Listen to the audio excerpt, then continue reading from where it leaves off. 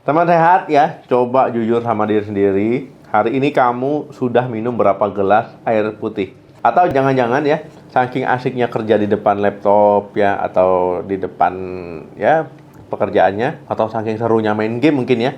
Nah, teman-teman mungkin baru minum segelas kopi dari pagi. Nah, kelihatannya sepele ya.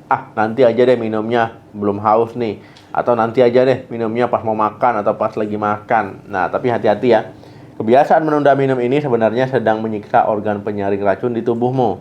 Tanpa kamu sadari ya, ginjalmu itu sedang menjerit dan juga bekerja super keras untuk menyelamatkan nyawamu.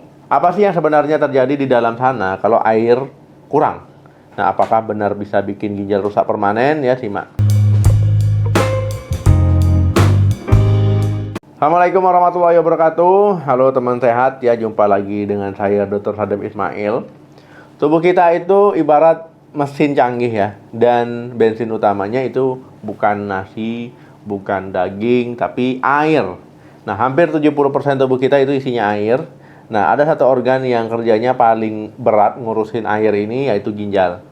Posisinya ada di pinggang belakang, tugasnya menyaring darah kotor biar jadi bersih lagi. Nah, masalahnya banyak orang yang baru sadar pentingnya minum setelah pinggangnya sakit melilit atau pas pipisnya rasanya panas banget ya. Nah, sebelum terlambat ya, mari kita lihat 5 hal yang terjadi pada ginjalmu saat kamu malas minum. Nah, pertama itu darah jadi kental.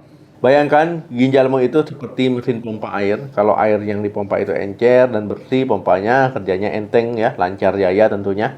Nah, tapi kalau kamu kurang minum, cairan di darahmu berkurang ya, darahmu jadi kental. Ibaratnya pompa ya, tadi disuruh memompa lumpur bukan air, ya pasti berat banget ya kerjanya. Nah, ginjal dipaksa untuk kerja lembur dengan tekanan tinggi, nah buat menyaring darah yang kental tadi. Nah, kalau itu terjadi tiap hari bertahun-tahun ya, lama-lama mesin pompanya jebol ya. Sel-sel ginjal bisa kelelahan, bisa rusak. Inilah awal mula fungsi ginjal menurun. Yang kedua, sampah menumpuk jadi batu. Nah, ini yang paling sering bikin orang masuk rumah sakit sambil nangis kesakitan. Nah, batu ginjal ya. Nah, jadi kok bisa ada batu di dalam perut? Ya, gini logikanya ya. Ginjal itu kan tugasnya membuang sampah, sisa metabolisme tubuh. Nah, lewat air ya, air urin. Nah, kalau airnya banyak, sampah-sampah ini kan larut dan hanyut terbuang lancar ya. Tapi kalau airnya sedikit, sampah-sampah tadi nggak bisa larut ya. Mereka mengendap, menumpuk, dan lama-lama mengeras jadi kristal. Nah, persis ya, kayak kalau teman-teman bikin kopi, tapi airnya sedikit. Nah, ampasnya pasti menumpuk ya. Nah, kristal yang menumpuk tadi lama-lama besar dia jadi batu. Awalnya sekecil pasir mungkin ya, lama-lama bisa sebesar biji jagung. Nah, pas batu ini jalan dan juga nyangkut dia di saluran pipis, itu rasanya sakitnya luar biasa ya. Nah, jangan sampai teman-teman ngerasain baru berubah. Nah, yang ketiga itu infeksi saluran kemih. Pipis itu sebenarnya cara tubuh buat bilas.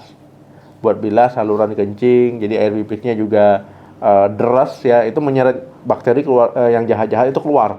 Kalau teman-teman malas minum, otomatis kamu jadi jarang kencing ya, jarang pipis. Nah, akibatnya saluran kencingmu jadi kering, bakterinya masuk, jadi betah ya, nggak dibilas-bilas. Mereka pesta pora di sana ya. Nah, berkembang biak, akhirnya apa? Terjadilah infeksi saluran kemih. Nah, gejalanya anyang-anyangan, pipis sakit, demam.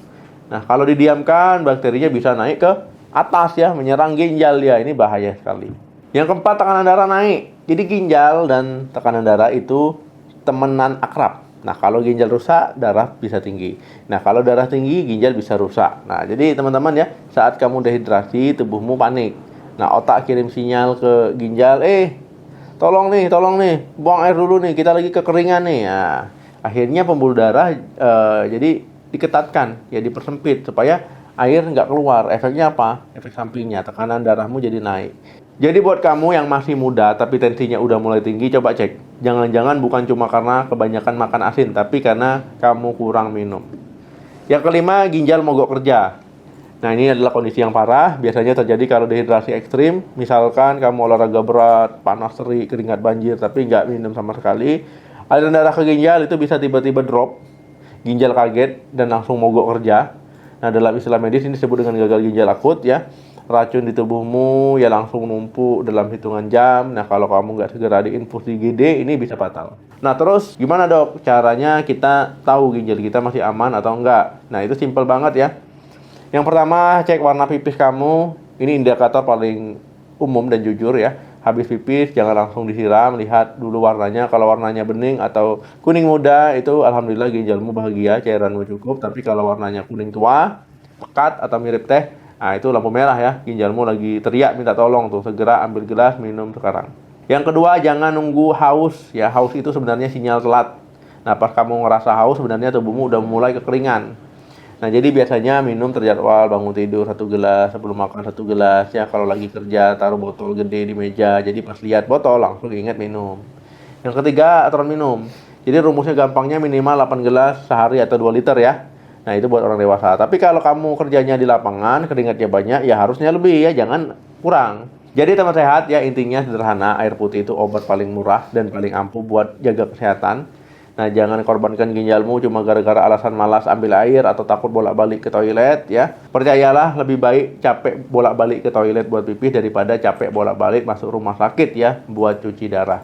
Jadi sayangi ginjalmu mulai dari 1 tegukan air putih sekarang juga. Sekarang saya mau tanya, coba tulis di kolom komentar berapa gelas air putih yang sudah masuk ke perutmu hari ini. Nah, jujur ya, jangan bohong ya, jangan dibuat-buat. Bagikan video ini ke teman-teman kamu, atau ke suami kamu, atau ke istri kamu ya, atau ke orang tua kamu yang susah banget disuruh minum biar mereka sadar. Jangan lupa like video ini ya, dan juga subscribe channel ini untuk informasi kesehatan penting lainnya. Terima kasih yang sudah nonton, jaga kesehatan selalu, jangan lupa minum, salam sehat, sampai jumpa.